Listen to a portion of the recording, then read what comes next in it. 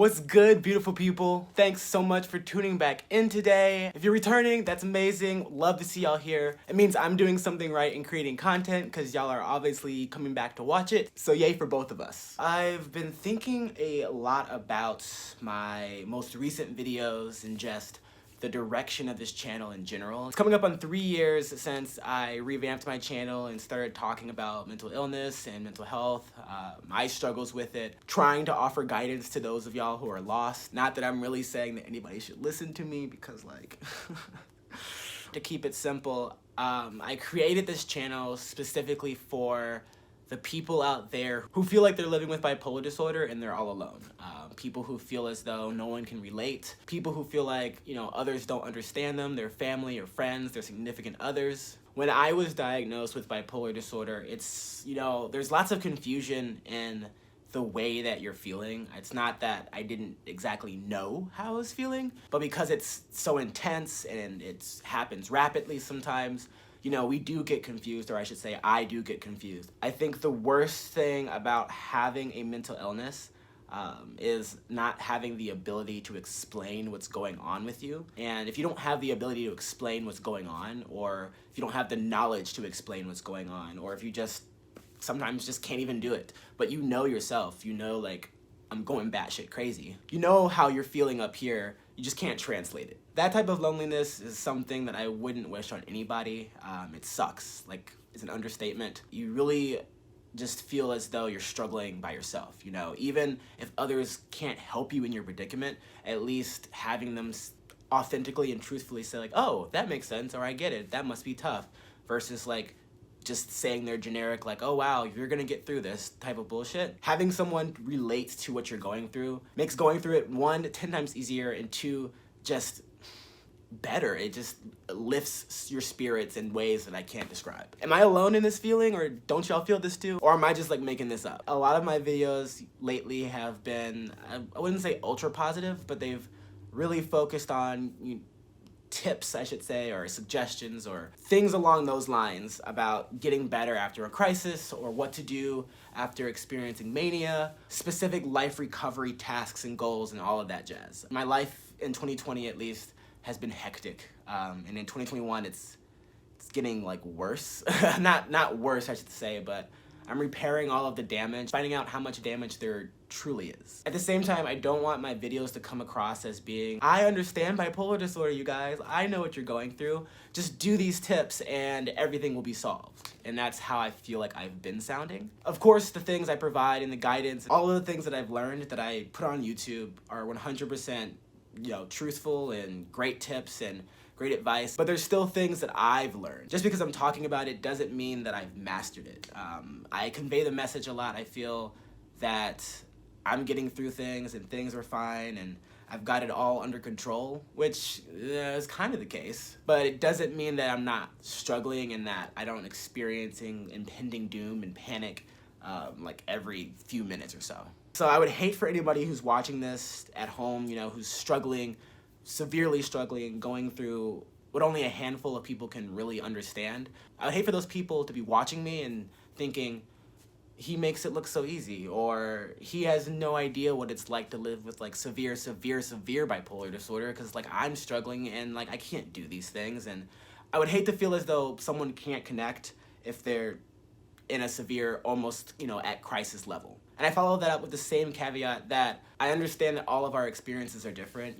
Even if you're not hospitalized, it doesn't mean that you're not going through it. Even if you're not experiencing severe mania, if you're experiencing hypomania, it doesn't mean that your experience is less significant to yourself. You know what I'm saying? Like, everyone has their own experiences. So while I might not be in such a severe crisis as some of y'all, I just still want you all to know that you can still, I don't even know what I'm trying to say, but I don't want y'all to feel alone. So today's video is kind of just, I wouldn't say telling the truth about things, but to share with y'all my difficulties or challenges, struggles around recovering from last year, because there are numerous ones, and I don't want to make it look as though it's super easy, because I am struggling. And uncovering all of the true damage that I did to myself last year in my life, things are hard. Like, I'm constantly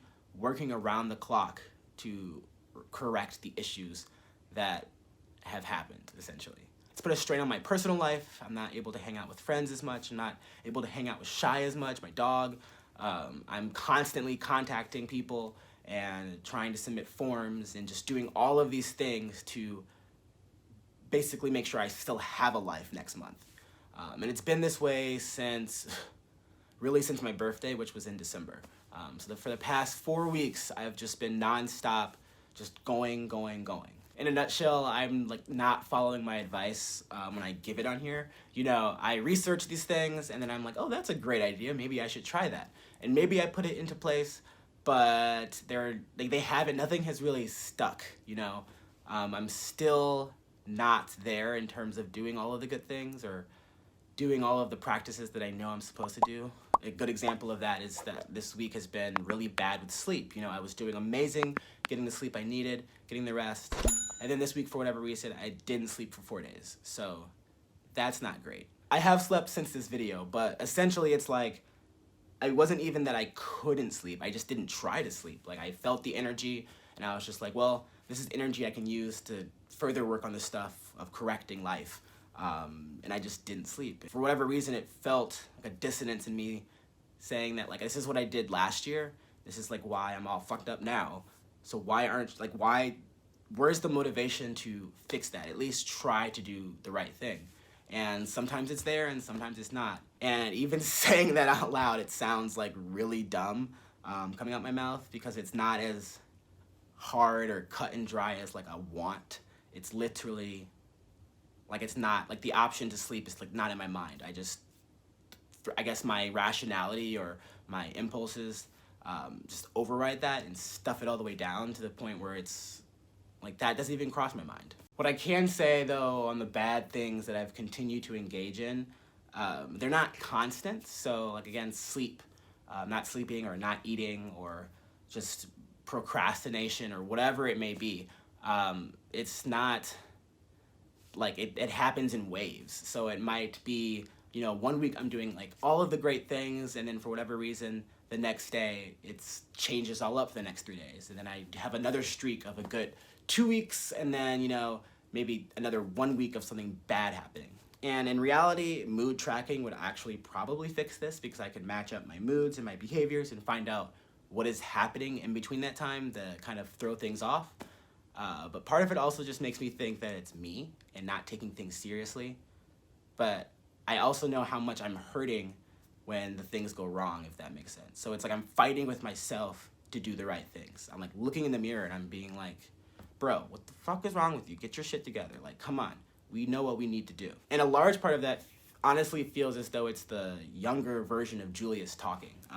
A lot of the things that have happened, I've started to feel, I guess, embarrassed and sad over, not because of other people finding out, because not many people know and y'all don't know, / I don't have time to think about what other people have to think about right now. That comes like later. We'll stress over that later. But I feel really guilty and just sad for myself, sad for younger Julius, because if I were to go back to, let's say, senior year of high school, I had all these hopes and dreams for college, all these hopes and dreams for, you know, the future of my life, which is still vast. You know, I'm only 24, I'm young. But at the same time, I would not have pictured what's happening in my life right now to be happening. Like, I would have freaked out in high school. And it makes me sad because I feel like I owe myself more. I owe myself a lot more for getting it this far. And I don't want to fuck it all up, you know? Emotionally, I've also just really been thinking about how a lot of the things that I've been engaging in, or I've noticed that all of these things are correlative not only in the general population of people who suffer from the several mental illnesses that I have, but it also just is following in the footsteps of some of the less stable people in my family. Is like the best way to say that, I guess. Mental illness is oftentimes, you know, genetic. Engaging in certain practices oftentimes can become addicting for me, not just because of what I have, but also because it's like in my DNA. Not to say that it's going to happen, but as of right now, I'm literally following down the same road as these people. One of them being my mother, you know, who was untreated and had tons of problems. Not her fault. She just didn't get help for the reason. And it's a reason why I also have abandonment issues and all of that crap that I've talked about in other videos.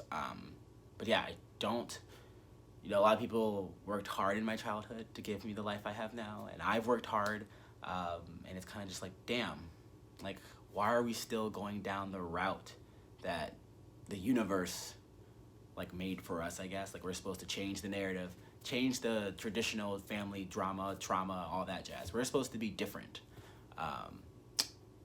So are we that different really now, though? Because look where we are.